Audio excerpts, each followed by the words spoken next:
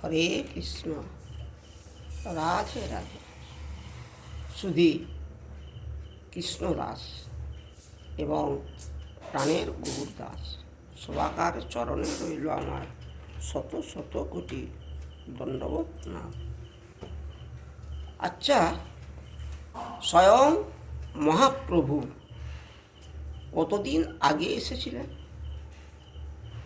আজ থেকে 539 বৎসর পূর্বে নদিয়া জেলার নবদ্বীপ ধামে সচিমাতার সিন্ধু গর্ভে দোল পূর্ণিমার দিন, এদিকে চন্দ্রগ্রহণ, চারিদিকে হরিধ্বনি, তেমন সময় আমার গৌরহরি আবির্ভাব হলেন সচী মায়ের কোল আলো করে। গৌরহরি যে এলেন এই কলির জীবকে নিস্তার করার জন্যে, জীবেরও নিস্তারও লাগি নন্দ সুত হরি ভুবনে প্রকাশ হইলেন গুরুর উপধরি। যদি গৌর না আসত, এই যে রাধা কৃষ্ণের যে কি লীলা আমরা কি জানতে পারতাম? স্বয়ং গৌরহরির কৃপায় আমরা এই রাধা কৃষ্ণের লীলা কথা জানতে পারলাম। আমাদের কি হইত যদি না গৌর আসিত? তবে কি হইত? কেমনে ধরিতাম দে। বাবা ভগবান যুগে যুগে অবতার হয়ে আসেন। গৌর অবতারের মতো এর আগে হয়ও না আর হবেও না।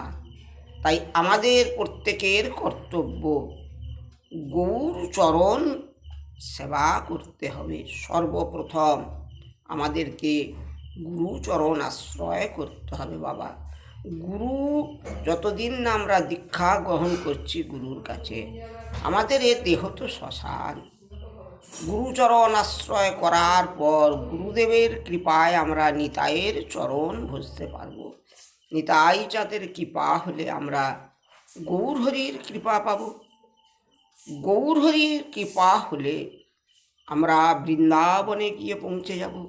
বৃন্দাবনে গিয়ে রাধা রানীর যদি একবার কৃপা পেয়ে যাই, আমরা রাধা কৃষ্ণের যুগল চরণ পেয়ে যাব। তাই গৌর ছাড়া আমাদের কি আছে? তাই মহাজন বললেন, গৌর ভজ কৃষ্ণ ভজ, ভজ মন আমার। তাই আমাদের প্রত্যেকের কর্তব্য গৌরহরির চরণ পূজা করতে হবে। এই গৌরহরি কি নিজের ইচ্ছায় এসেছেন? নিজের ইচ্ছায় আসেন না। স্বয়ং অদ্বৈত আচার্য প্রভুর হুঙ্কারে উনি আবির্ভাব হয়েছেন আমাদের এই মতো কলির জীবকে উদ্ধার করার জন্যে। যদি গৌর না হইতো আমাদের কি হইত?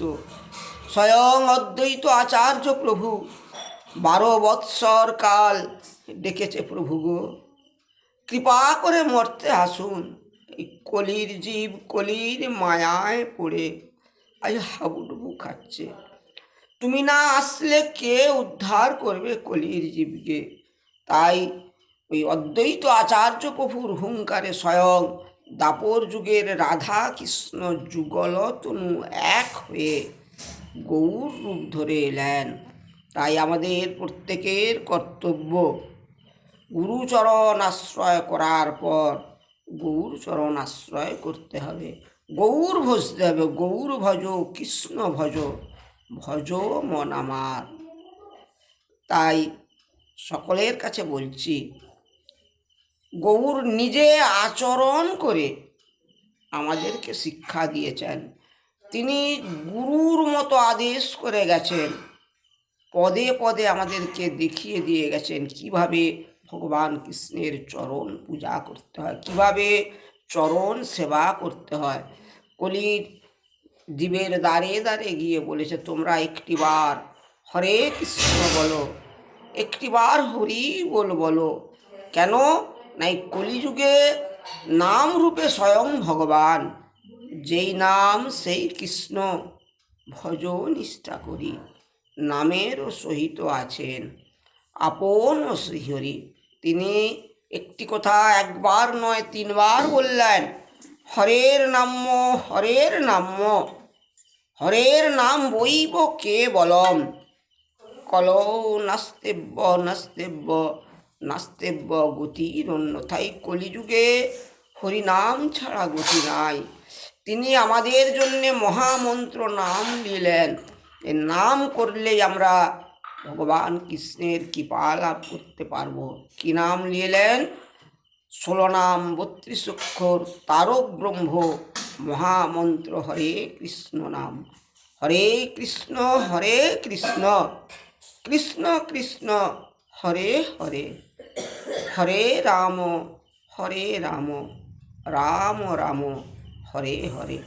এই যে দোল পূর্ণিমা আসছে, এই দিন আমাদের প্রত্যেকের কর্তব্য গৌরহরির চরণ সেবা করা।